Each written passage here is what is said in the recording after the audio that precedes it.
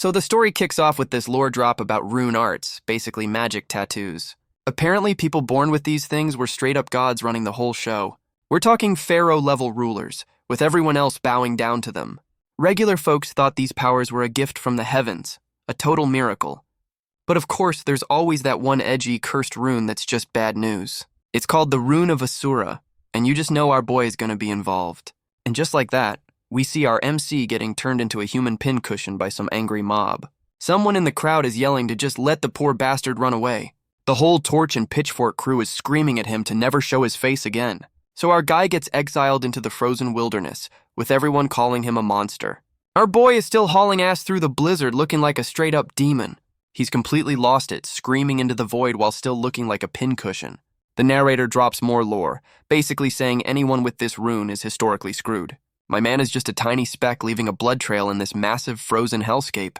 And there it is, he finally runs out of steam and collapses face first into the snow. Some random family finds him and are, reasonably terrified by the bloody mess. Our dude is barely conscious but cracks a tiny smile. Bro is definitely hallucinating. The family decides to be absolute heroes and use their own rune arts to heal him. And the prophecy finishes, saying the rune brings ruin. Yeah, this family is toast. We jump 7 years later to a village getting shaken down. The ruin has arrived.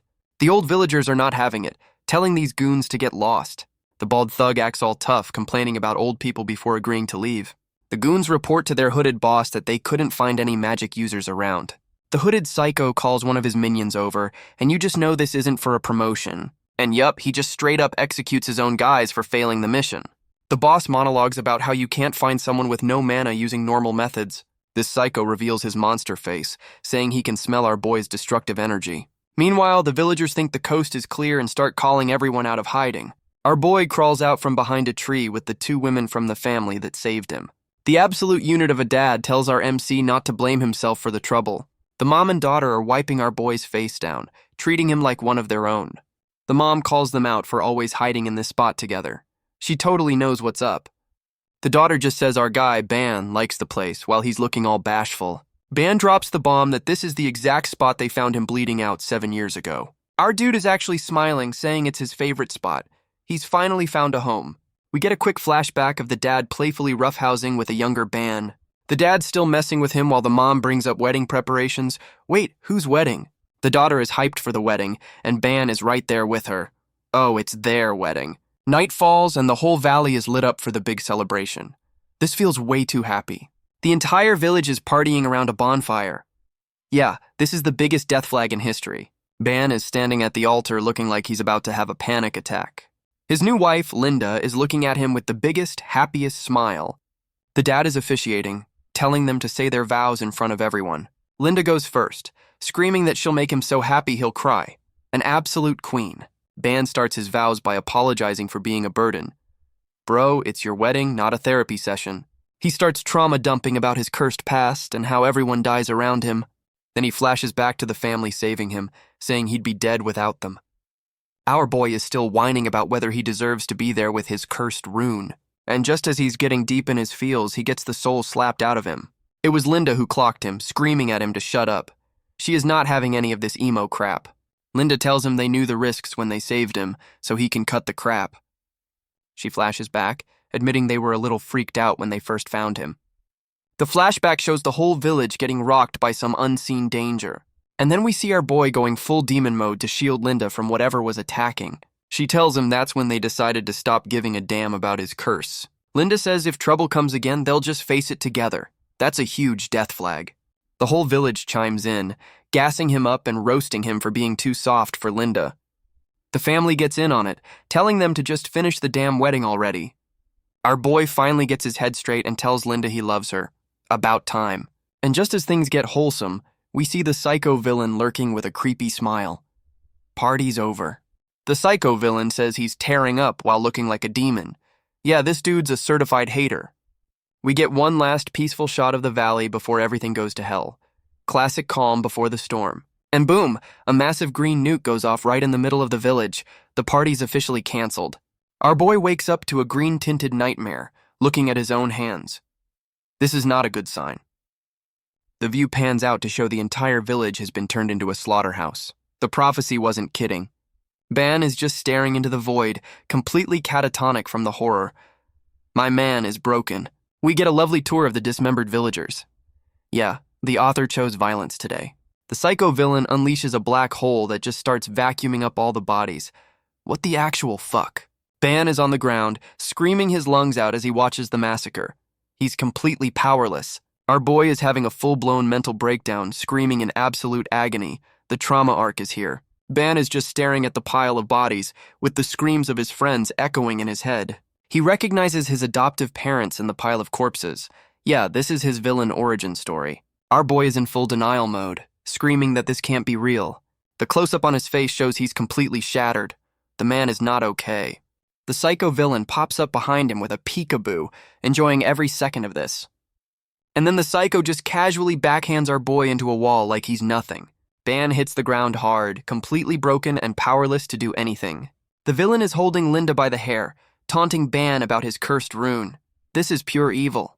This psycho is treating the whole massacre like a game of hide-and-seek. What a freak. Ban asks the most pointless questions ever. Who are you? And why? Bro, he's a psycho, that's why. The psycho tells Ban he's got business with him, dismissing his questions like a true Bond villain. This freak says someone needs the true ruin from the rune of Asura, so he's just a glorified delivery boy. He then casually mentions he torched all the neighboring villages too, just to be thorough. This dude is a menace. Ban's face goes from broken to pure, unfiltered rage. Oh yeah, the villain origin story is officially loading. The psycho hits him with the just following orders excuse while still holding his wife. What a coward. Our boy gets dragged into some kind of shadow dimension, so he's getting kidnapped, not killed. The villain explains he's being sealed in a subspace prison where time doesn't matter. Great, a personal hell. This freak tells him to behave and he'll let him out eventually. Yeah, I'm sure he's a man of his word. The psycho vanishes, leaving Ban completely helpless in the void. Our boy is well and truly screwed. And then the psycho holds up Linda's severed head. Holy shit. The author just went nuclear on my man's soul. Our boy's face is just a mask of pure, unadulterated agony. The man has officially checked out. He's just staring blankly, the absolute horror of seeing his wife's head still burned into his brain. And with that, our dude's consciousness just completely fades to white. He's officially broken. He's getting sucked into some kind of Naruto-ass Kamui vortex. This is his personal hell dimension. The eye in the vortex is crying what looks like straight-up bones. This is some next-level edgy shit. Some weird glowing seed pod thing appears. This has to be the true ruin the psycho was yapping about. Our boy wakes up floating on a rock in an actual sea of blood. Yeah, this is a healthy coping environment. He's just lying there, questioning what this true power of destruction even is. Bro, look around. My man is still trying to deny it, wondering if he was just screwed from the start. The prophecy said so, my guy. He finally accepts that he's a walking disaster who only brings death. The villain origin story is complete. Our boy is just lying in his personal hell, finally accepting that his fate was always to be a walking L. He's hitting himself with the what if, thinking if he'd just stayed a loner, Linda and the fam would be alive. My man is absolutely losing it, screaming that his simple wish for a normal life is what got everyone killed. He's now hallucinating ghost hands, blaming his own greed for wanting to be happy. The guilt trip is now a physical thing, with the ghosts of the dead dragging him down into the abyss. Our dude is telling the ghosts of his loved ones not to forgive him. He's fully committed to the self-hate. A single drop hits the blood sea. The author is really leaning into the edgy, dramatic pause. He's back to just floating, marinating in his own misery. This is his new permanent residence. Ban is now having a one-on-one with God, basically asking why he was chosen for the premium suffering package. And he's done. He's giving up on faith and just letting the void take him because he's too tired for this shit. Ban is just begging for the sweet release of death.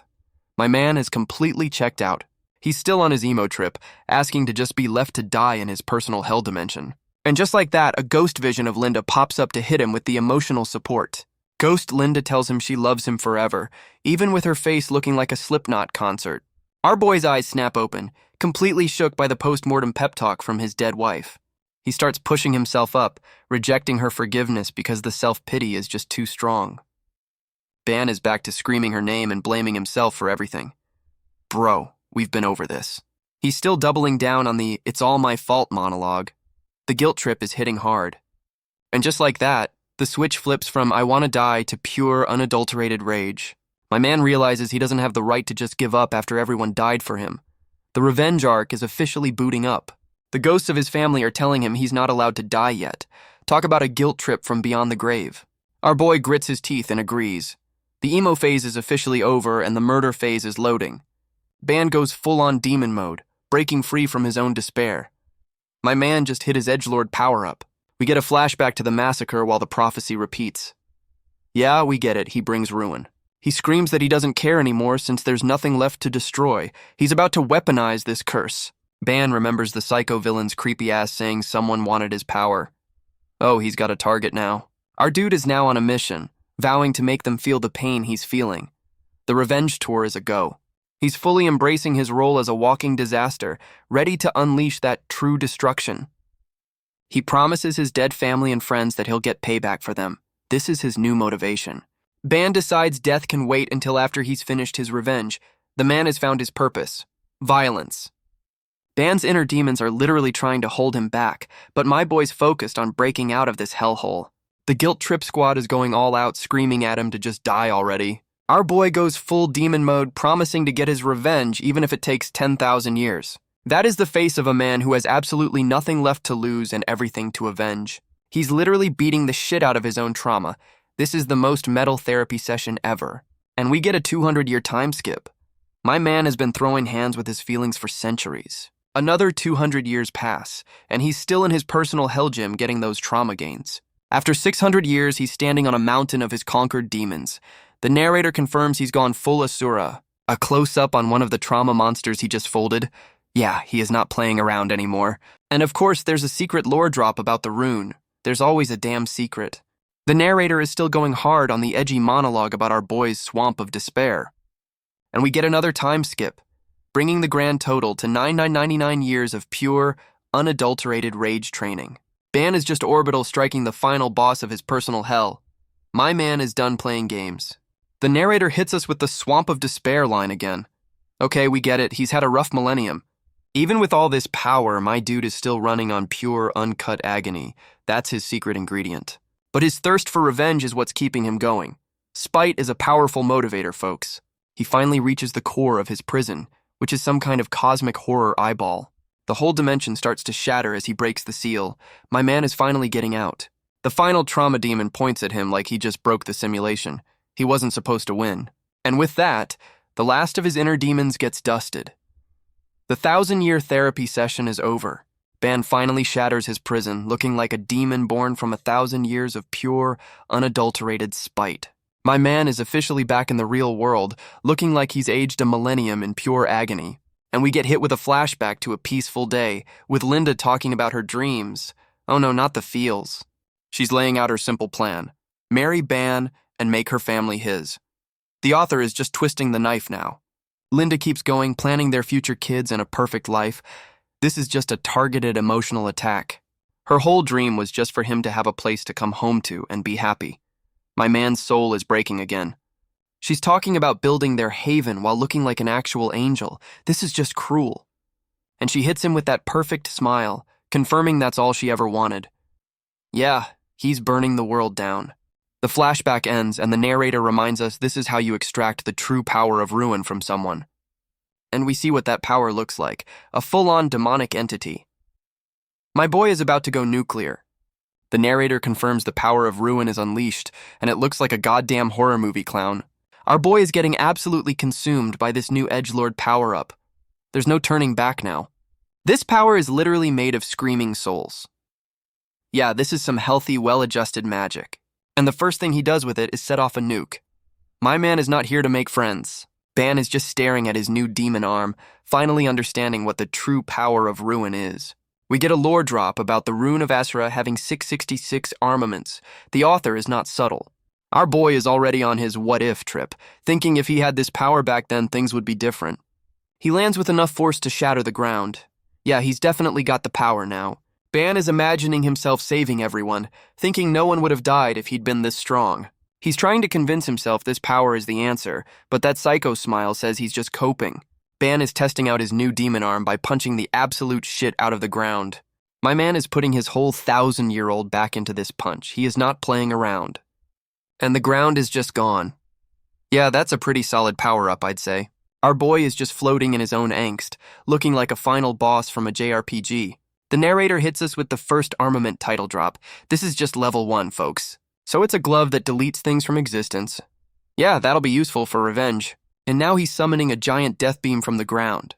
My man is just flexing at this point. We get a close-up on his new psycho grin. The old ban has officially left the building, and he just nukes the entire landscape. Okay, I think we get it. He's strong now. Then we cut to a peaceful-ass landscape.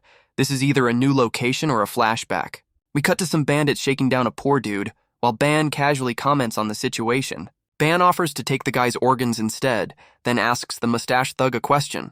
Our boy asks what year it is, and the bandit leader is just confused by this random-ass question. The mustache thug laughs it off and tells him it's the year 1500, thinking he's just a weirdo. Ban is processing the info. 1,000 years for him, but how long for everyone else?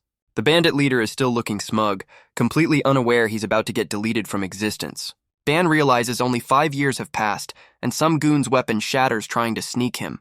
The goon is having a record scratch moment, wondering why his weapon just exploded. The whole bandit crew is now looking at Ban like they just saw a ghost. Yeah, you done goofed. Our boy's eyes are glowing red. Oh, he is about to introduce them to 1,000 years of pain. Ban is turning these bandits into a fine red mist without even trying. This is a warm-up. That's the face of a man who's been waiting 1,000 years to punch something.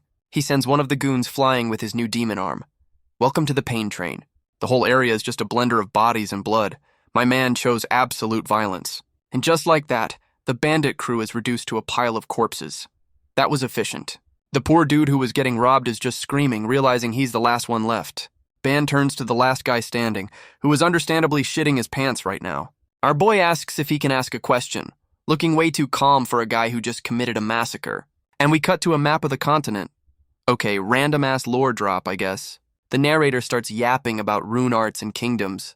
Bro, we were in the middle of an interrogation. The narrator zooms in on the map, highlighting the big bad's territory. You just know this is the final boss area. And we get a shot of the Zoe Kingdom, a floating fortress of pure evil. Yeah, that's where the psycho is from. The lore drop continues, showing off their massive army riding some nightmare-fuel creatures. We get another look at their freaky-ass soldiers.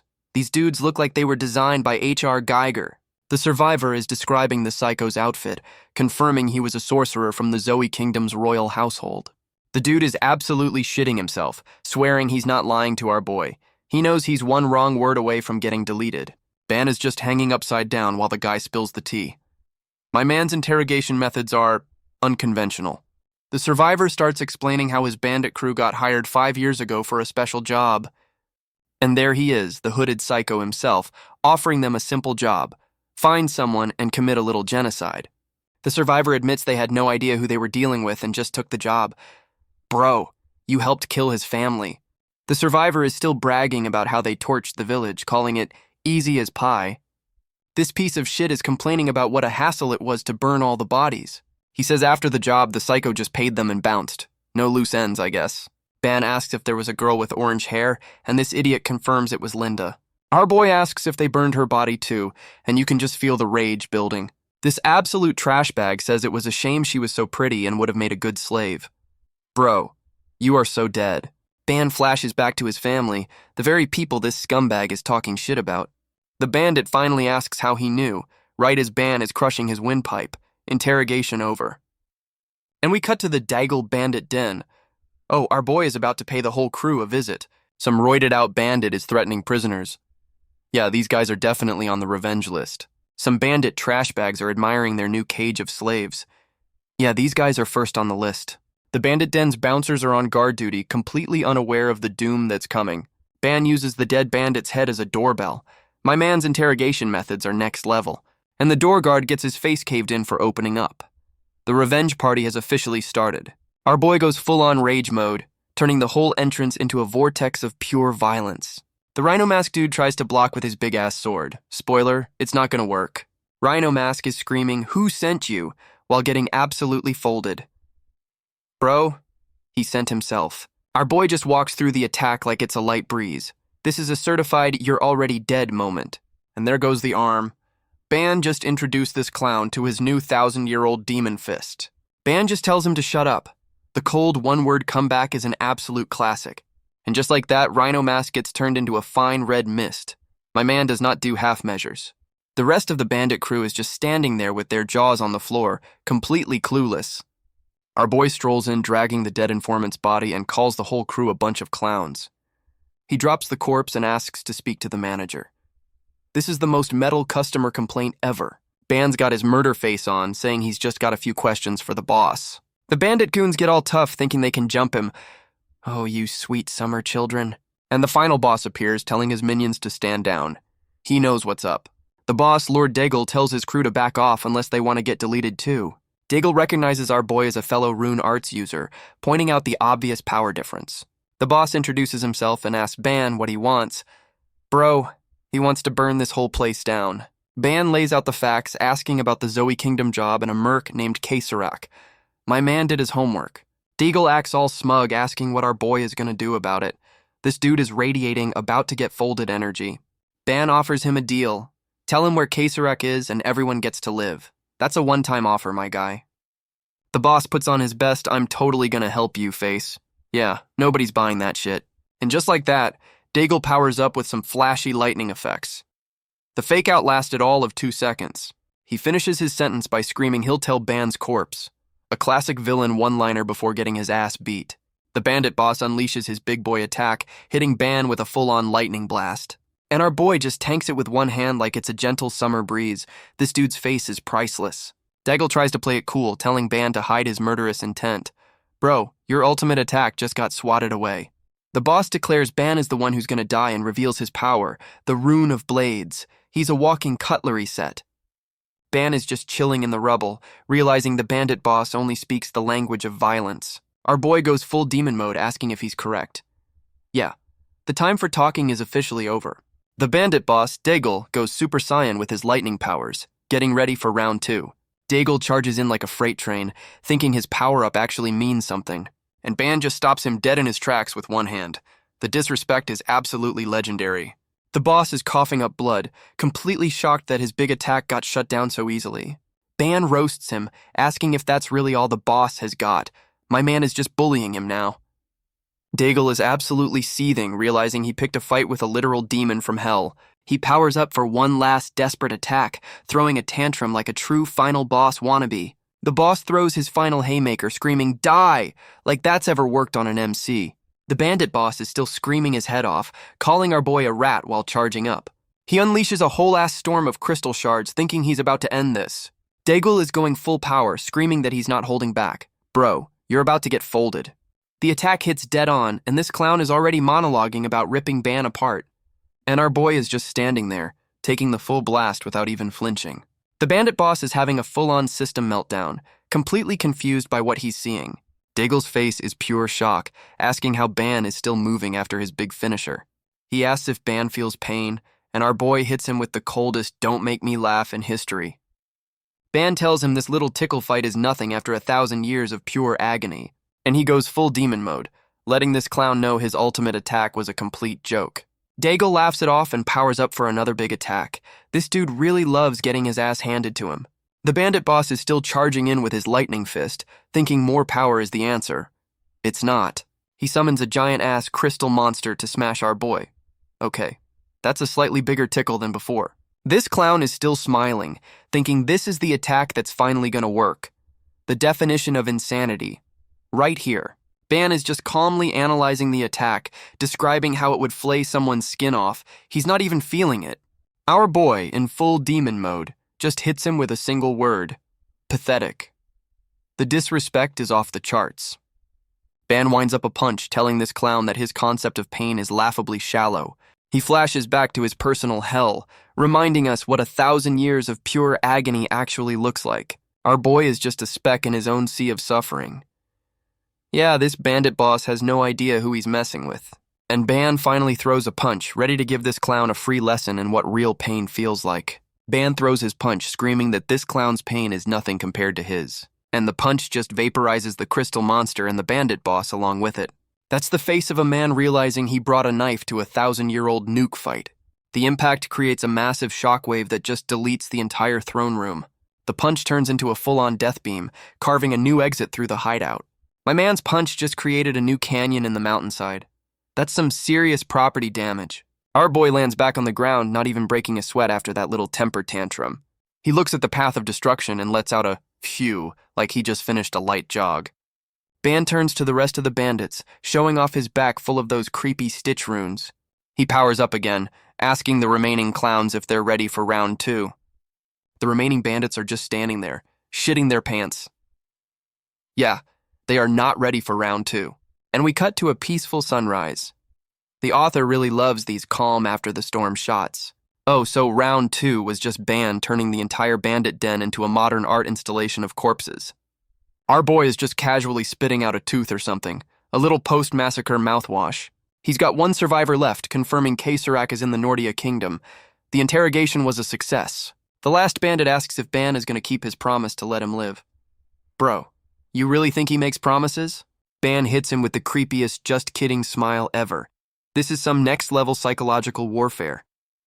And just as the guy tries to dip, Ban turns his entire head into a fine red paste.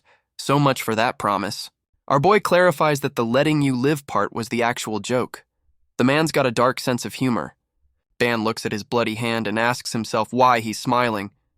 Yeah, the revenge tour is turning him into a monster. Ban decides not to rush the final boss, realizing a bandit's intel might be a little sketchy. My man vows to hunt down Kasarak himself, standing over the bodies like a goth Hamlet. He's talking to his dead family, asking them to hold on while he finishes his murder errands. Our boy calls this a small gift and complains about his artistic skills. Oh no, what's he building? And he's made a giant fucking totem pole out of the bandits' corpses. This is his art project. The full view of the corpse cross is some next-level horror movie shit. My man is an artist of violence. Ban declares his revenge has just started as he walks away from his masterpiece. The tour has officially begun, and he's off, leaving a literal smoke trail like the damn roadrunner of vengeance. Our boy is hauling ass through the woods, fully committed to tracking down his next target. He confirms his first stop is the Nordia kingdom, and his eyes are screaming, "I'm here to break things." And we're in the Nordia kingdom, the next stop on our boy's Murder Hobo World Tour. We hit the Guild Street, and it's full of shady-ass characters, including a dude with a nightmare llama. And Ban's first introduction is to rearrange some poor bastard's face with his fist. The survivor of that punch is now Ban's new best friend for information gathering. The dude spills the beans about some lady named Dalton, who has the info he needs.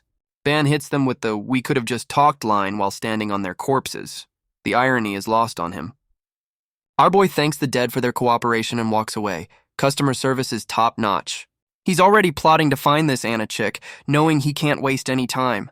And we get a flashback to yesterday, which was apparently a massive demonic energy nuke. The flashback shows some kind of chaotic, soul-sucking vortex. Yeah, that's our boy's new party trick.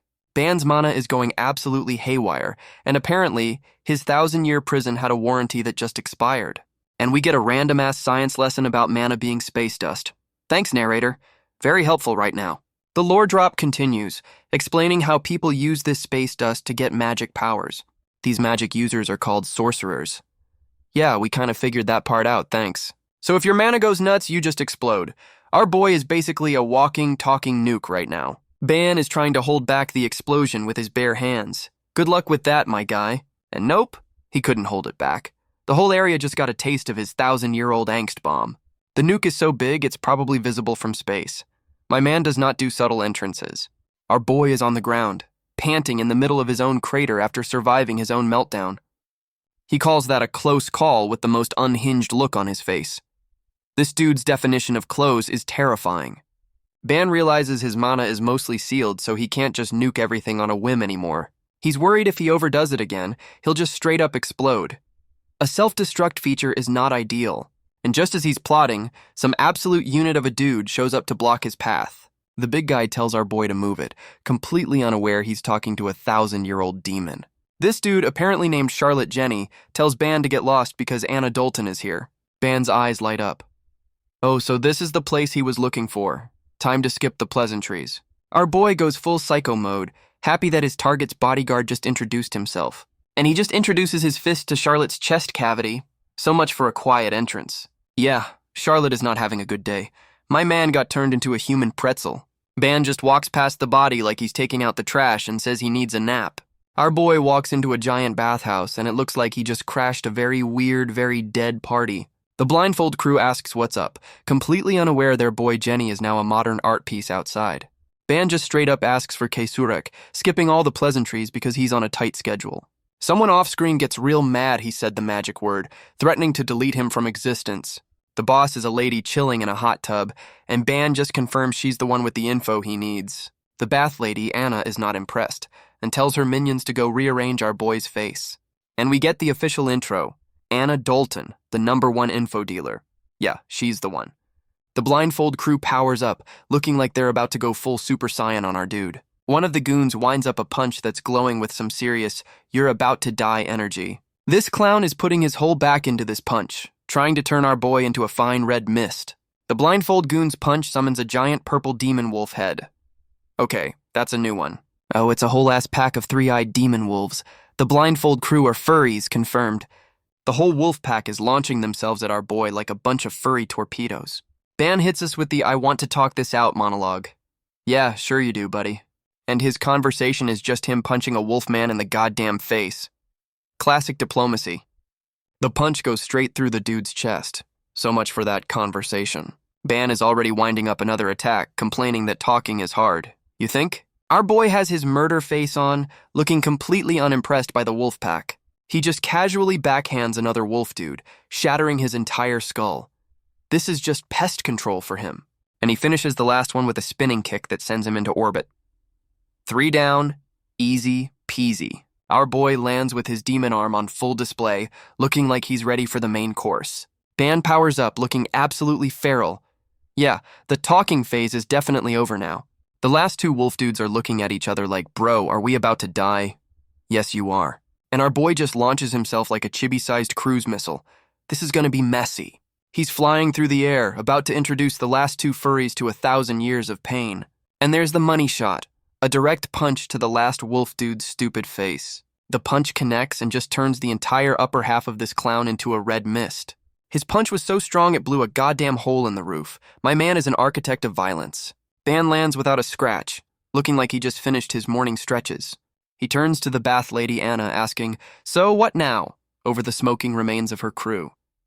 Ban asks the bath lady if she's ready to talk peacefully now that her entire crew is a red stain on the floor. The info lady, Anna, admits he's a sorcerer but says Kesurek is long gone. She's trying to act tough after her whole squad got folded. Our boy asks where his target went, looking way too happy for a guy who just committed a massacre. Anna hits him with the "I'm just a merchant" routine, saying no cash, no info. Bold move for someone who's completely defenseless. Ban actually asks for the price, and Anna is shook that he's not just going to keep punching things.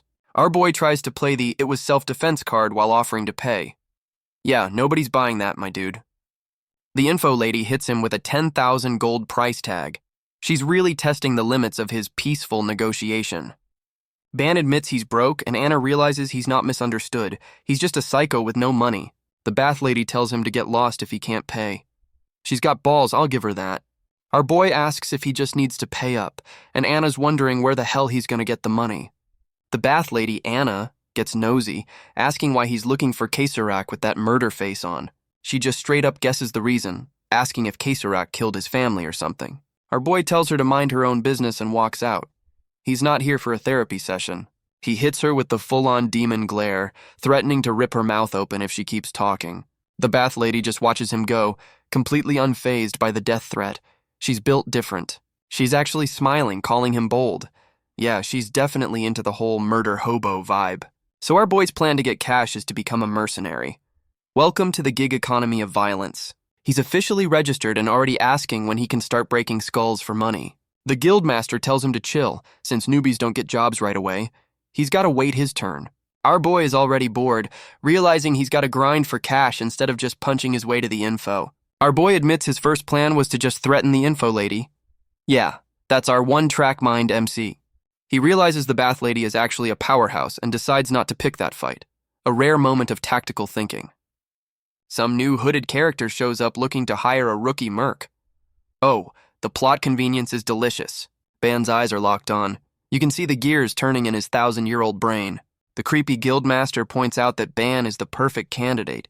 This dude is the weirdest matchmaker ever. The hooded chick turns to Ban, and he confirms he's the new guy. The world's fastest job interview is underway. She pulls down her hood, revealing she's a girl, and says the job is simple. Famous last words. She just wants a bodyguard for a day, and we get her name, Leon Artie. Okay? New girl on the block. Ban is just standing there speechless. My man is probably confused why he's not punching something yet. The creepy guildmaster makes a red light district joke, and Ban immediately jumps to her defense. Bro, you just met. Leon Artie clarifies she's hiring bodyguards, not whatever the hell the creepy guildmaster was implying. Ban immediately turns down the job, saying he doesn't want a crazy employer. Bro, you are the crazy one. Some big bald dude tries to take the job, and Leon drops the 10,000 gold price tag. Our boy hears that magic number and immediately stops dead in his tracks. Oh, so now he's interested. The new girl rejects the big bald dude, saying she needs a rookie with a fresh face for the job. The big bald dude gets handsy, trying to force her to hire him. This is a certified bad decision. Ban steps in, calling the dude Pitball. Okay, he's about to earn that paycheck before he's even hired. Our boy tells him to back the hell off, and the big dude is completely clueless who he's messing with. Ban goes full psycho mode, calling her his precious employer. My man is committed to the bit for that 10k gold, and we get a random flashback to a burning village. Yeah, this new girl's got some serious baggage. The flashback shows some goons complaining about looting civilians after a massacre. Real classy, guys. These same psychos are now planning to kidnap the new girl Leon Artie, so that's why she's hiring. The monster-looking boss tells his minion to go hang up a body as a warning. This dude loves his job. And there's the warning, a dude who's been turned into a modern art installation of pain. The minion is about to follow orders, but the monster boss stops him. This is never a good sign. The monster boss, Merkel, powers up with some classic red villain energy. He's feeling creative. Merkel holds up the corpse like a puppet, telling his minion that's not what he had in mind. This psycho decides one crucified body just isn't satisfying enough for his artistic vision. And yep, he's gonna dissect his own minion to make a matching set. This dude's HR department is a nightmare. The flashback ends on a shot of the burning village. Yeah, Leon's got some very good reasons to be paranoid. And that's the last thing Pitball saw before his teeth went into orbit. He really chose violence with the wrong guy. The new girl, Leon, is just sweating, probably wondering if 10k gold is enough to hire a literal demon. And there's the money shot. Our boy Ban just introduced his fist to that dude's entire ribcage. We cut to a tavern where our boy and his new employer are having a nice, quiet meal. Or so it seems. Leon is absolutely losing it, asking how she's supposed to eat while Ban just gives her the dead-eyed stare. Oh, it's because our boy is using the Pitball dude as a goddamn human chair. That is some next-level disrespect. Ban offers her a turn on the meat seat, and she's just begging to be untied. My man's a menace. Leon realizes that despite being a complete psycho, Ban is exactly the kind of unhinged merc she needs for this job. Our boy complains his human chair was too soft, while Leon tells him to stop treating people like furniture. Ban finally gets down to business, asking his new boss where this murder hobo road trip is headed. The new girl, Leon, lays out the plan, a simple escort mission to the next kingdom over. Ban's internal monologue is screaming scam, wondering why this simple job pays so damn much. Our boy is running the numbers, guessing she's either royalty on the run or a wanted criminal. Leon hits him with the "my daddy's just rich" excuse, and her face says she's lying through her teeth. They're having a silent stare down, and you can cut the "I know you're full of shit" tension with a knife. The new girl calls his bluff, threatening to hire someone else if he's gonna be a little bitch about it. Ban immediately folds, sipping his tea like a gentleman while she calls him a brat in her head. She asks when to leave, and our boy is suddenly all business, ready to bounce immediately. My man goes full-on professional mode, saying he can't waste his precious client's time. Leon is a little shook by his sudden intensity, but agrees to the plan. She's in for a wild ride, and we're off to the Gaseolso mountain range. This looks like a great place for an ambush. Our boy and his new boss, Leon, are on their little murder hobo road trip. How wholesome. Ban says they're halfway there, and Leon is just happy to be alive so far. The new girl is already wondering if she hired him for nothing. You just jinxed it, you absolute genius. And just like that, Ban stops her dead in her tracks. The peaceful part of the trip is over. Leon asks what's up, and our boy just hits her with the shh. He's in the zone now. Ban's murder senses are tingling, confirming he can feel some mana nearby. And we get a blur of movement in the trees. Yeah, the welcoming committee has arrived. Our boy confirms he hears footsteps and they are not here to ask for directions. Band counts 4 hostiles rushing them. Time for our boy to finally earn that 10k gold. The monster-looking leader of the ambush crew is charging in, looking like he's about to ruin their day. Band fires off a warning shot, telling the peeker that it's a bad habit. My man's got jokes. Our boy is looking absolutely feral, ready to introduce these clowns to 1,000 years of pain. The monster dude gets sent flying by the blast. That was just a little love tap to say hello. The boss confirms Leon is from the Leon family and wants her alive. Oh, so her story was total crap.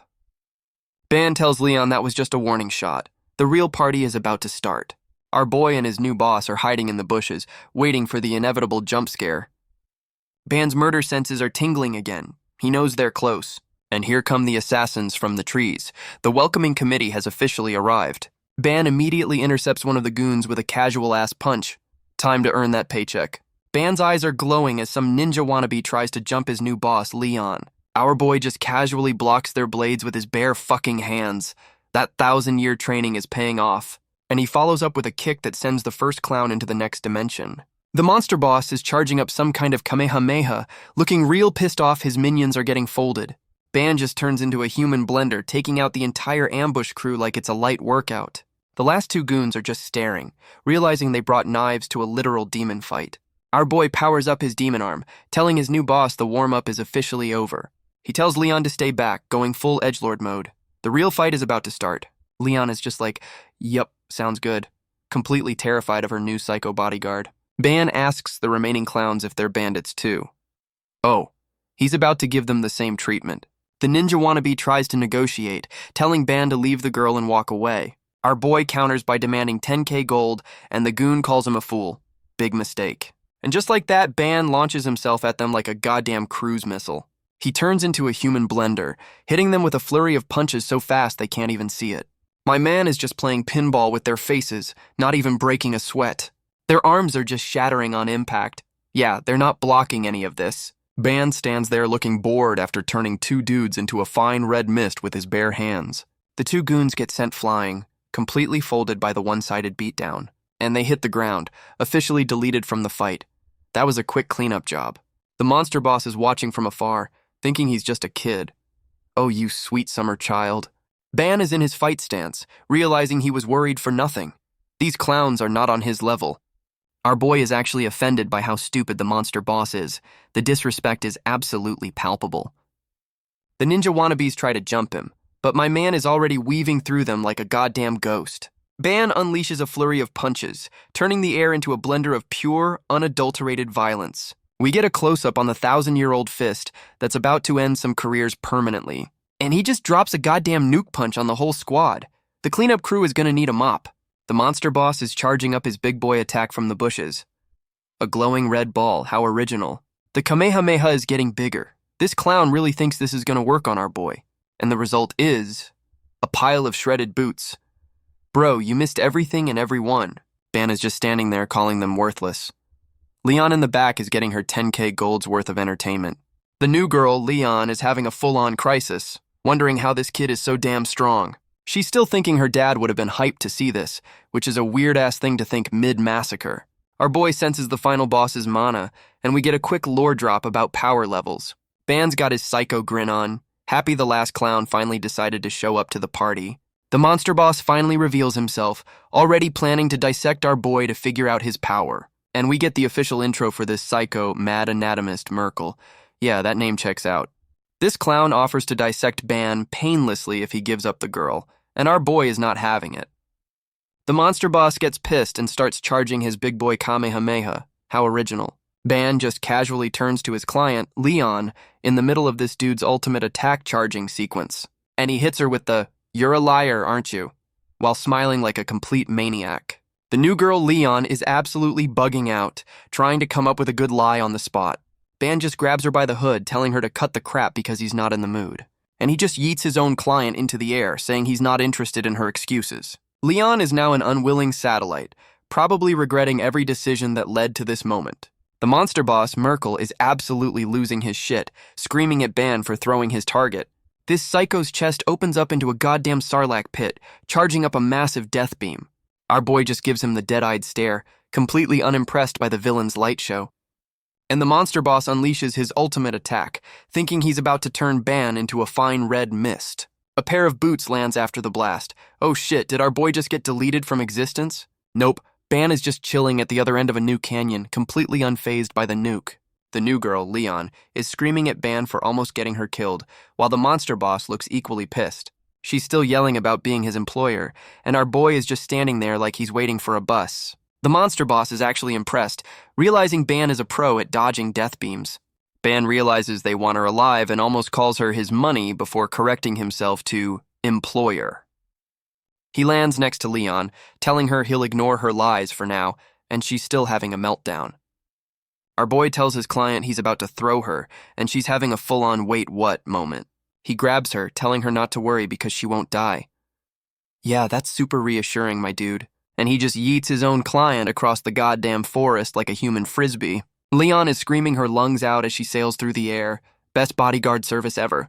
The monster boss is absolutely furious, powering up because Ban just threw away his prize. The monster boss's big boy attack just creates a massive explosion where Ban used to be. This psycho tries to chase after Leon, but Ban intercepts him mid-air like a goddamn F-16. Our boy just introduces his fist to the monster's face.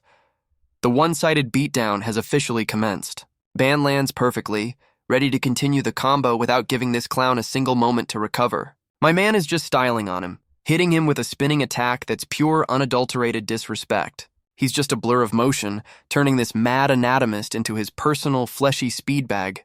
And there's the body shot, a punch so hard it probably rearranged this dude's internal organs. The monster boss actually lands on his feet, looking way too stable after that absolute thrashing. This psycho is laughing, confused because he thought his attack landed but something blocked it. Ban's got that "you have no idea who you're messing with" look. The real fight is just getting started. The monster boss, Merkel, is still on his "I'm gonna dissect you" trip. Bro, get a new monologue. And we get a lore drop on his power, the rune of telekinesis. So he's a psychic monster, great. This psycho unleashes a telekinetic shockwave. Okay, so he's got the force, but evil. And our boy gets sent flying. Looks like this clown can actually back up some of his talk. The impact is a full-on explosion. Yeah, that's a little more than a gentle push. Ban is blocking a flurry of invisible punches. This psycho is just throwing hands with his mind. Our boy is taking the hits, realizing this dude is wrapping his fists in pure telekinetic force. Ban is actually getting pushed back. This is the first real resistance he's faced since getting out. And our boy winds up a punch of his own, ready to show him what real force looks like. The punch connects, and Merkel is absolutely shook. Ban just parried a psychic attack with his bare fist. Their fists collide, creating a shockwave that probably registered on the Richter scale. Our boy is putting his whole 1,000-year-old back into this, looking absolutely unbothered. He's in a full-on power struggle, literally punching a psychic force field with his bare hands. The narrator confirms this clown is just making telekinetic shields, so he's a psychic meathead. And Ban's raw power just sends the monster boss flying. So much for that superior power. Our boy admits the power is troublesome, but he looks more bored than anything else. This psycho starts monologuing about how their powers are on different levels. Bro, you just got folded. And now he's trying to recruit our boy, thinking a better salary will make him switch sides. Ban just deadpans that he's getting 10,000 gold. My man is loyal to the paycheck. The monster boss laughs, saying 10K is chump change and that Ban is getting scammed. Ban asks if this psycho's job description includes robbing civilians. Oh, he's testing him. The monster boss proudly lists his entire resume of war crimes. Bro is bragging about being a piece of shit, and our boy hits him with the psycho grin. This clown thinks he's won him over. Merkel is laughing his ass off, thinking he's found a kindred spirit. He has absolutely no idea. Ban clarifies he's laughing at himself for even talking to this clown. The demon arm is flaring up. He's pissed he wasted his breath on vermin. Yeah, this dude just triggered some serious PTSD. Our boy goes full demon mode, promising to turn this psycho into a modern art installation of gore. The monster boss is seething, calling Ban a bastard for turning down his generous offer of evil. And Ban just unloads a flurry of punches on the psychic shield. The beatdown has officially resumed. This clown is still screaming about his unbreakable defense. Bro, you are about to learn a very painful lesson. Our boy is going full-on demon mode, winding up a punch to test that unbreakable defense. The monster boss's psychic shield is getting absolutely hammered by 1,000 years of pure, unadulterated rage. And just like that, the unbreakable shield shatters into 1,000,000 pieces. So much for that big talk. Ban isn't just breaking the shield, he's punching straight through the debris to deliver the receipt. The monster boss is having a full-on record scratch moment, realizing he's about to get deleted. That's the face of a man who just learned the difference between a psychic shield and a demon fist. The punch connects, and this clown is asking how, like the answer isn't pure, concentrated violence. Yeah, that's a brand new hole in his chest. My man is finally feeling what a real punch is like. Ban follows up with another punch that just caves in this dude's entire torso. The beatdown continues. And he's not even done, following up with a kick to add a little extra disrespect to the combo. The monster boss is throwing a tantrum, saying he's not interested in Ban's organs anymore. Oh no, the job offer is rescinded. This psycho is charging his big boy attack, screaming about the price of ignoring his mercy. Bro, your mercy was a war crime internship. And he summons a goddamn orbital strike from the heavens. This dude really loves his light shows. He's screaming for our boy to turn to dust. Yeah, that's a classic villain line with a 0% success rate. We get the attack name drop, Telekinesis Blood Bullet. So it's a big-ass psychic nuke. How original. Another peaceful landscape shot right before it gets absolutely deleted from existence. The author loves these. The death beam is just carving a new canyon through the forest. This dude is causing some serious deforestation, and the beam hits dead on, with Ban right in the middle of it. Looks like our boy might be in trouble for once. This clown is still monologuing, wondering how Ban broke his psychic powers. Bro, focus on the fight, not your feelings. And our boy is just standing there, holding back the goddamn nuke with one hand. The disrespect is legendary. The monster boss is still trying to do the math, wondering how their power levels are even close. And Ban's inner demon just comes out to call him a stupid bastard. Yeah, the math was wrong, my guy. Merkel is having a full-on system error, realizing he picked a fight with a literal god of destruction. Our boy lands a clean hit, and this psycho is finally realizing who the real monster is here. Ban hits him with the one-word command to fall. The disrespect is just beautiful. He finishes the sentence with "to hell," and the coldest smile I've ever seen. My man is a poet of violence. And we get a lore drop on his Rune of Asura. His gauntlets literally delete matter. Oh, that explains everything. Our boy unleashes a full-on beatdown, and each punch is a goddamn particle accelerator. That's the money shot. A direct hit that's about to rearrange this psycho's entire existence. And just like that, Ban turns him into a fine red mist. So much for that mad anatomist. Our boy lands after the fight, looking like he just finished a light jog instead of deleting a man from existence. He's already rewrapping his arms. The man's post-fight routine is more professional than his actual job. Ban is just standing in the middle of the new canyon he created. My man's landscaping skills are next level. The aerial view shows the sheer scale of the property damage. He didn't just win the fight, he terraformed. And he's already powering up again, looking pissed. Oh yeah, he remembers his client lied to him. Ban is ready to go find Leon and chew her to death. The customer service portion of this job is officially over. And we get another random-ass lore drop about rune arts. Bro, we were about to see an interrogation. The narrator is yapping about all the different powers, from turning into a knife set to messing with time. More flexing about powers that can split mountains. Yeah, we just saw our boy do that with a single punch. A nice scenic shot of a mountain range, just to remind us what these psychos can do to the landscape.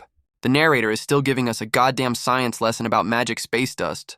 And we get the official title for our boy's power, the worst rune art in history. Yeah, that tracks. The author is trying to be all dramatic, but our boy is just on his way to interrogate his client. Another pretty landscape shot. The author's favorite way to transition after a good old-fashioned massacre. Our boy lands and acts all professional, saying, "You're safe," like he didn't just use her as a human frisbee.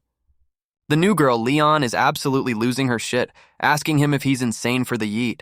Ban immediately grabs her, shutting her down mid-rant. The customer service act is officially over. He hits her with the full-on psycho stare, asking what she's hiding. Time for the post-mission debrief. And he just drops it, saying he doesn't care as long as he gets his money. My man is all about the bag. Leon hands over the 10K gold. Payday, baby. Now he can go talk to the bath lady. Ban gets his cash and immediately dips, but the new girl, Leon, tries to stop him. Our boy turns around with the most "what the fuck do you want now" face I've ever seen. And she just chickens out, telling him to forget it. Girl, you can't just blue ball a conversation like that.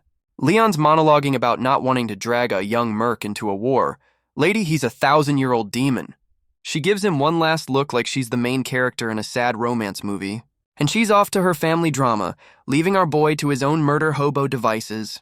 We're back at the Bath Lady's hideout, time to finally get that info. Dan just slams the 10K gold on the floor, and Anna's looking smug as hell. He demands the info, but the Bath Lady says she's only taking half. Oh, this is a trap. Our boy is not having it, asking what the hell she's talking about. The man just wants to pay and leave. The Bath Lady admits she couldn't find Kasarak directly, saying the dude is a ghost, so much for a simple transaction. She offers him a consolation prize instead, info on someone who might know where he is. This is the fine print of the deal. Anna asks if he's heard of a merc group called TJ, and our boy is completely clueless. And we get the lore drop. TJ is a full-on evil corporation specializing in every war crime on the menu. The big twist, Kasarak is the goddamn CEO of this murder hobo enterprise. The plot thickens. This psycho's crew got so big in 5 years they can puppet entire kingdoms. My man's been busy. The info lady explains that's why finding the final boss is so hard. He's got a whole evil empire hiding him. But she flexes her skills, saying she found one of his top executives, the next breadcrumb on the revenge trail. She shows him the wanted poster for the next target, a dude with a big-ass scar on his face. And we get the hype intro. He's a master assassin with a rune of stealth and a perfect kill record. Ban's putting the pieces together. This new clown is the next step on the revenge checklist. Our boy immediately asks for the location, his eyes screaming, "I need to go break something!" The Bath Lady Anna drops the location like the goddamn queen of intel she is. And we're off to Valhalla City. The next stop on the Murder Hobo World Tour is booked. We cut to Merkel's gang HQ, and it looks like someone already threw a fucking party. The inside is a modern art installation of corpses. Someone beat our boy to the punch. The last few survivors are trying to dip, screaming their heads off. Yeah, good luck with that. And they're getting deleted one by one by some invisible force. This is the new guy's work, for sure. One of the last goons spots a lone figure in the dark. Oh, the final boss of this level has appeared. This clown is screaming about why this is happening. Bro, you're in a war crime gang, what did you expect? The new scar-faced assassin hits them with the just following orders line, the classic excuse of every psycho. This dude, glowing like a blue nightlight, is here to inform them they failed their performance review. He's asking about the mission from Kasarak. Oh, so this is one of the big boss's direct reports. The last survivor is screaming that they weren't warned about our boy Ban. Yeah, that's a pretty big detail to leave out. This clown is blaming the assassin for Merkel's death. Bro, you're negotiating with the cleanup crew.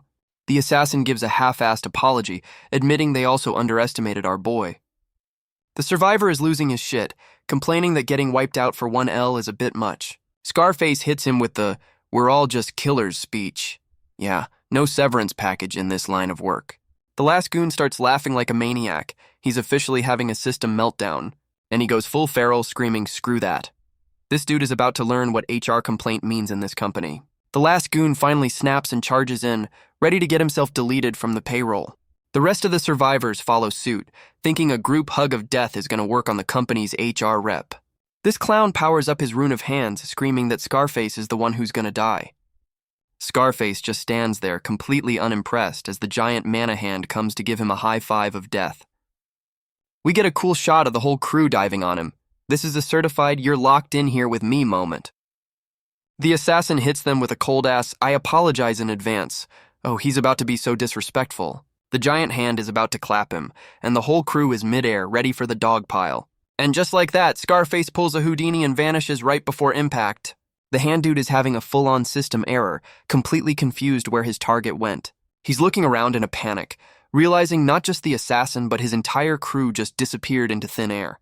The hand dude is sweating buckets, realizing he just tried to punch a ghost, and Scarface just reappears behind him, looking completely unimpressed by the whole ordeal.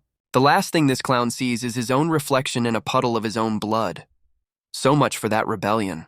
And we get another peaceful moonshot, the author's favorite palate cleanser after a good old-fashioned massacre. A new hooded figure shows up to inspect the carnage, asking Scarface if he got everyone. Scarface, covered in blood, hits him with the "what do you think" attitude.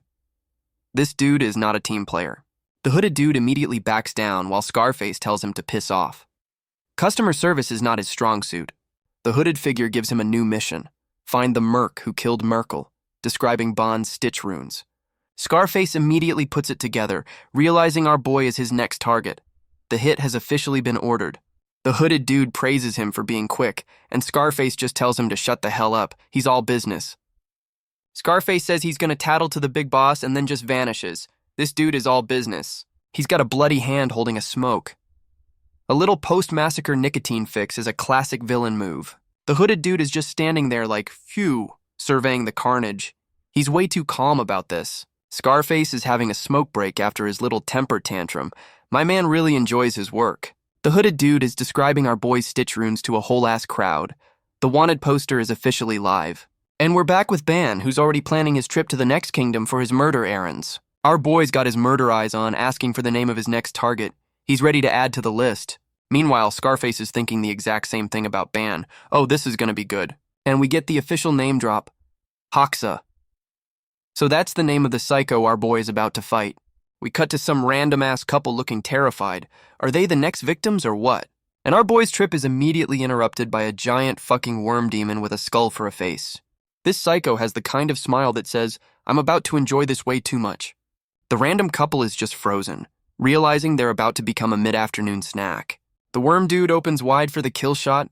Yeah, these two are definitely on the menu. But a blur of motion intercepts. Our boy must have heard someone was having a bad day and decided to make it worse. A massive red beam carves a new line in the dirt. That's our boy's version of a warning shot. And there's the fist that launched 1,000 war crimes, ready to solve another problem with violence. Our boy Ban just flies in like a goddamn superhero, ready to punch this thing back to the Stone Age.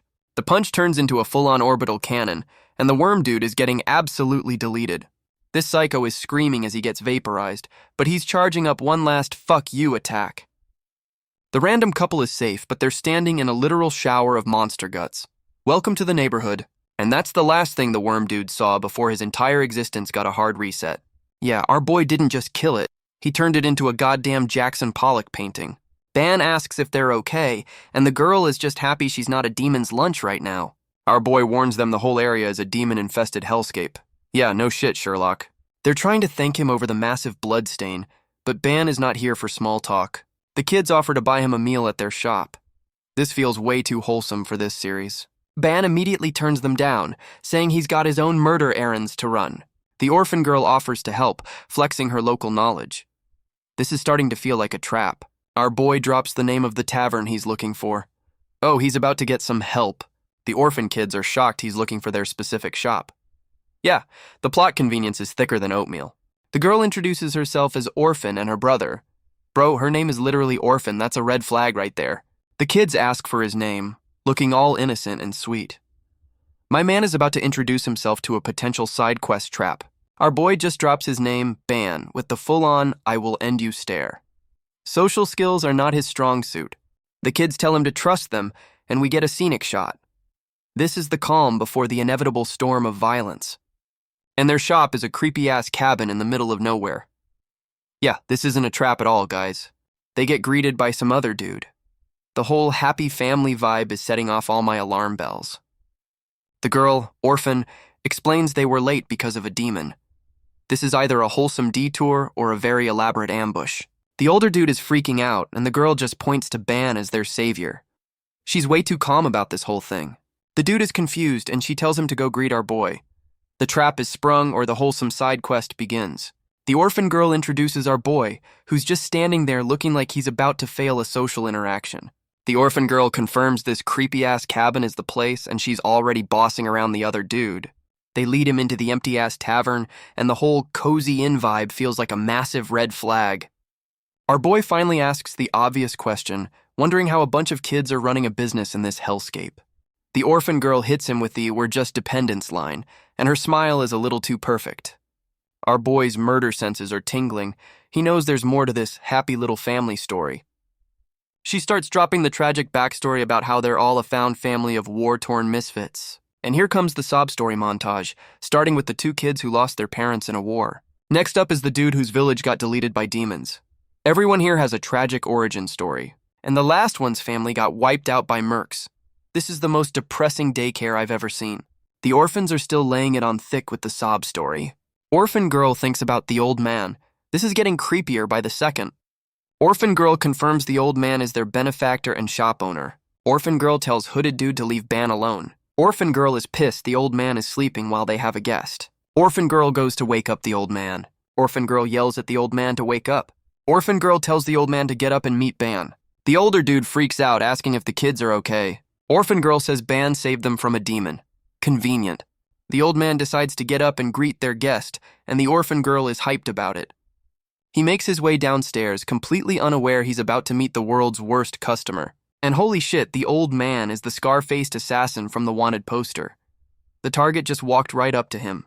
Scarface thanks our boy for saving the kids, and Ban is just like, whatever, completely clueless for now. Ban finally gets a good look and says he looks familiar. Oh, the gears are starting to turn now. And there it is. The murder eyes are out.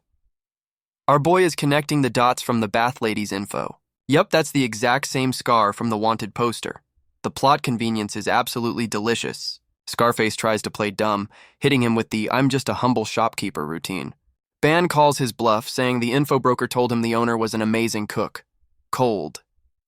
Scarface realizes the bath lady sold him out and seems genuinely impressed by the whole setup. Our boy hits him with the "show me your skills" line, basically asking for a one-on-one deathmatch. Scarface plays it cool, saying the kids get rowdy when he cooks. Yeah, cooking is what we're calling it now. Ban sees right through that bullshit and suggests a private cooking session in the morning. The assassin agrees, saying the kids will be asleep. The world's deadliest breakfast is officially on the menu. Scarface decides to turn in early, and our boy just sits there like this is a normal business meeting. He tells the orphan girl to show Ban to a room, and she's confused why he's being so friendly. Scarface gives a little smirk. Oh, he's definitely planning something more than a friendly spar. And there's the psycho face, thinking they're both killers. Bro, you are not on the same level. Another peaceful night shot. You know shit's about to go down when the author pulls one of these. The orphan girl shows him to a room, offering to help. Yeah, he's gonna need it. Our boy calls out the orphan girl, and she's all yes, like she's not part of a murder cult. Ban hits her with the "I didn't save you on purpose" line. My man's social skills are still in beta. She gets all creepy, saying Scarface said the same thing. Yeah, that's not the compliment you think it is, kid. The orphan girl dips, and Ban is left to marinate in all the red flags he just ignored.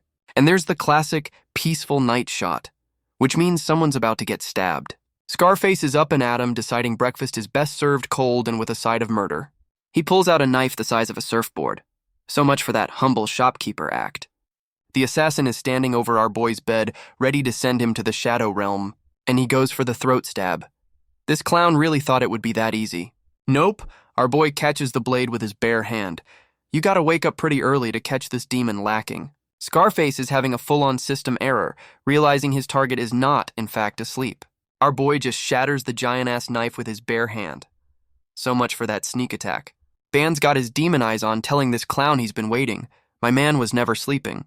The assassin Hawka is just staring at his broken blade, realizing he's in a world of shit.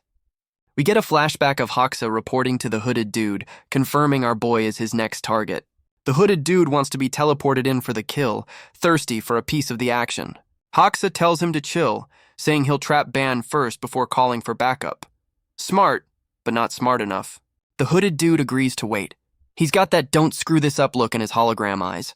Ban calls him out for using kids as a front, apologizing in his head for the violence he's about to commit. And he goes full demon mode, demanding to know where Kaiserak is. The interrogation has officially begun. Scarface is having a full-on system meltdown, realizing our boy walked into this trap knowing everything. This clown decides he can't just snitch on his boss, even with a demon in his living room. Our boy is just like, yeah, that's what I thought you'd say. The man is ready for violence. Ban threatens to start removing limbs one by one until he gets answers. The interrogation is back on. The assassin powers up his blue aura, offering Ban a chance to leave. Bro, you just tried to stab him. Our boy hits him with the "who was it that just tried to kill me" line. The disrespect is real. Scarface realizes he's got to fight and pulls out a magic scroll. It's time for a gimmick fight. He activates his little cheat code, probably some kind of trap or pocket dimension spell. The whole room turns into a blue light show as this clown sets up his little boss arena. Ban is just standing there with the most "are you serious right now" face I've ever seen. The whole room flashes and our boy gets teleported to this clown's personal boss arena. Ban is looking around, wondering what the hell just happened. Welcome to the pocket dimension, my dude. Yup, he's at the bottom of a giant-ass cave. This is the most extra trap I've ever seen. The view from the top shows just how screwed he is. That's a long way down. Our boy recognizes the magic as a formation. At least he's studied up on his gimmick fights. And we get another lore drop about magic scrolls. Basically, this clown pre-ordered his boss fight arena. Ban is looking around for Scarface, thinking the coward just trapped him and dipped. And a blue energy blade comes flying out of nowhere. The sneak attack has officially begun. Our boy is actually surprised, realizing the attack is pure mana. He almost got caught lacking, and he gets hit with a whole-ass flurry of them. This clown is just spamming attacks from the shadows. Our boy is playing a high-speed game of dodgeball with this clown's mana blades. Ban just face tanks another one with his fist. My man's defense is just more offense.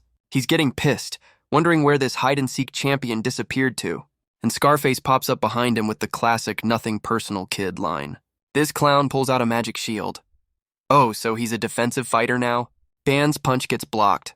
Okay, this dude's got more tricks than just hiding. And our boy actually gets tagged. This is the first clean hit he's taken in a hot minute. Ban dodges another attack, realizing this dude is way faster than the last clown. Our boy is completely blind, realizing this dude's stealth game is on another level. Ban finally figures it out. He's fighting this psycho's special gimmick power. Scarface is just camping at the top of the pit, looking down on our boy like a goddamn camper. This clown is looking smug as hell, thinking his little hide-and-seek game is unbeatable. And there's the official power-up card. Rune of Stealth, the ultimate ghosting ability. Our boy is just barely dodging another death beam from the invisible coward upstairs. Ban's running the numbers, realizing this tight space is a death trap with no room to maneuver. And he still can't pinpoint where this invisible bastard is, making this a one-sided beatdown. The blue ghost tries to jump him again, and our boy is just barely staying one step ahead. Our boy lands looking pissed off, but you can tell he's about to flip the script. And there's the psycho grin. Our boy just had a galaxy brain moment on how to counter this clown. Meanwhile, Scarface is still posing like a douche, completely unaware he's about to get his ass handed to him. Scarface is having a full-on oh shit moment as our boy's eyes lock onto his ghost form. And Ban just reaches out and grabs the dude's soul. So much for that whole invisible gimmick. Our boy hits him with the peekaboo I see you and prepares to introduce him to the floor. Ban's demon eyes are on full display. He's got built-in wall hacks for this exact kind of bullshit. And we get the lore drop. True Eye, the ultimate anti-camper ability. This clown strategy just got deleted. Scarface is absolutely losing his mind, realizing his one trick is completely useless against our boy. And Ban just spikes him into the ground like a goddamn volleyball. The disrespect is beautiful. The impact leaves a brand new crater in the boss arena. Yeah, that's not gonna buff out. This clown is monologuing about his 40-year career while spitting up blood. Bro, read the room. Ban asks for the boss's location, and this psycho starts talking about how cute the orphans are. Our boy is tenderizing this clown's chest, demanding to know where the final boss is hiding. Ban is just wailing on him, sending him flying with a punch while this psycho screams his head off. Scarface is still trying to monologue about all the people he's killed. Bro, nobody asked for your resume. Ban tells him to shut the hell up with the sob story or he's gonna lose his other arm. This psycho pulls the "I can't die, think of the children" card. The audacity is absolutely legendary. Scarface hits him with the "I apologize in advance," which is villain speak for "I'm about to pull some bullshit." And he pulls out another magic scroll. This dude's entire fighting style is based on cheat codes. Our boy realizes this clown had a backup trap ready to go. You gotta respect the prep time.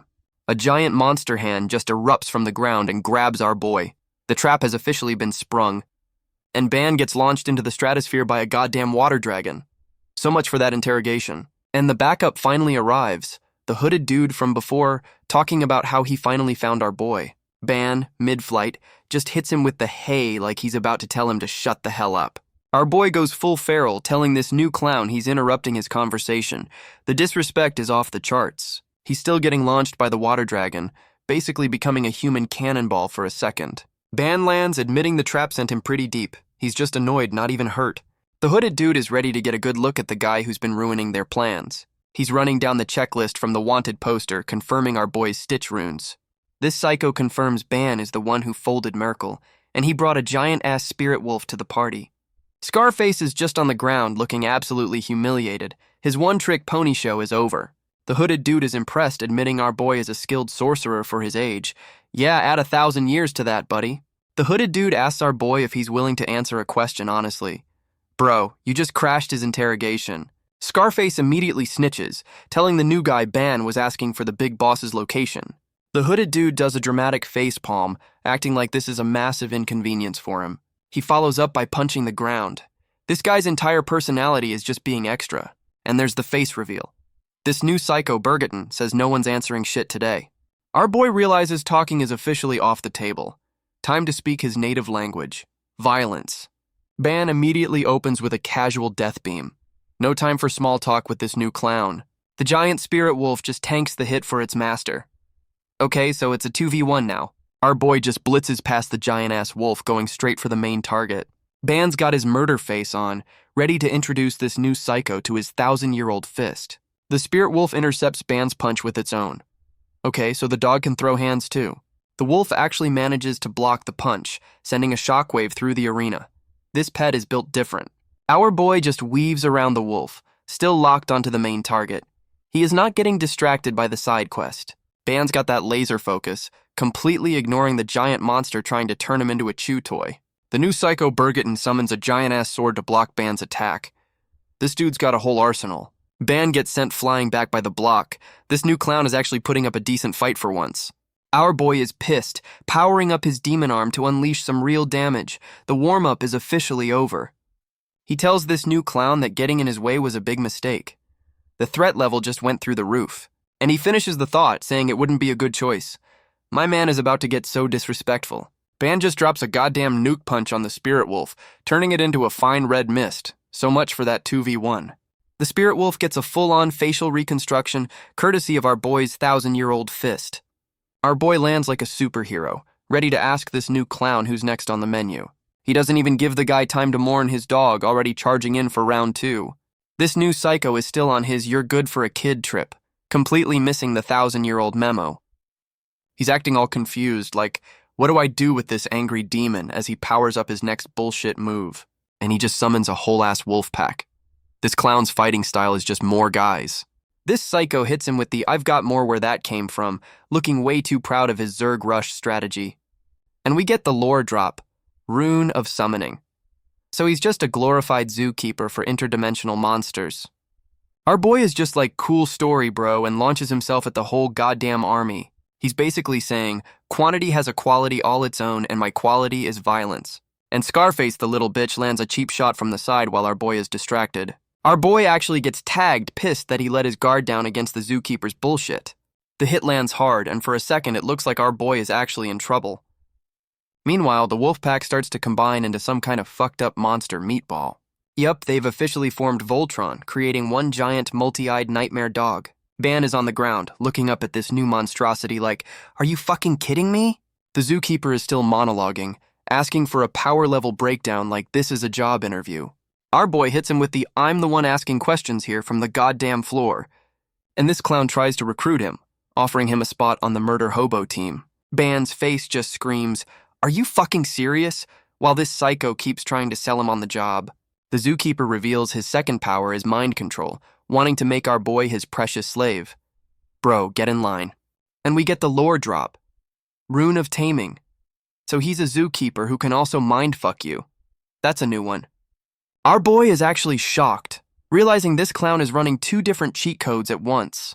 The zookeeper grabs Ban's face, trying to install his new personality software directly into our boy's brain. This psycho thinks he's won, talking about how Ban is going to be reborn. Yeah, good luck with that, my dude. And suddenly the zookeeper is in a brand new hellscape, wondering where the fuck he is. The mind control backfired spectacularly. He realizes he's in his own inner world. Bro, you played yourself so hard you ended up in your own subconscious. The narrator explains this clown, Bergotton, has been enslaving people with this power for years. And we get the classic "he's never failed before" hype line. You know what that means. This psycho thought he was invading a man's mind, but he just walked into a goddamn demon's living room. The zookeeper is now in our boy's head, which looks like a goddamn heavy metal album cover from hell. The narrator hits him with the "you fucked around and found out" lore drop. This clown had no idea. We get the tragic backstory. Our boy is basically a revenge-fueled ghost who forgot how to die. Yeah, he's been marinating in pure, unadulterated rage for a hot minute, just waiting for this. A quick flashback to 1,000 years of getting his ass kicked in a dark pit. That'll mess you up.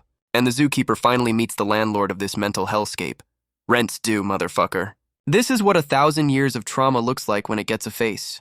Or, 2.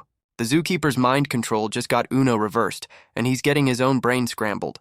He's getting dogpiled by every single demon our boy has ever fought, both real and metaphorical.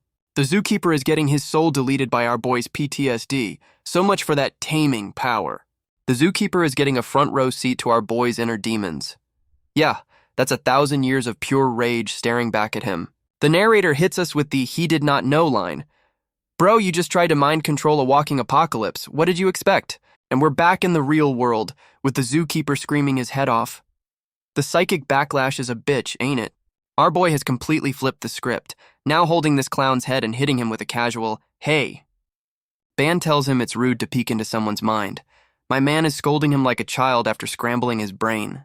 The zookeeper is having a full-on system error, screaming about how this is impossible. Welcome to the big leagues, buddy. And our boy just deletes him and his monster dog Voltron with a point-blank nuke. So much for that 2-power gimmick.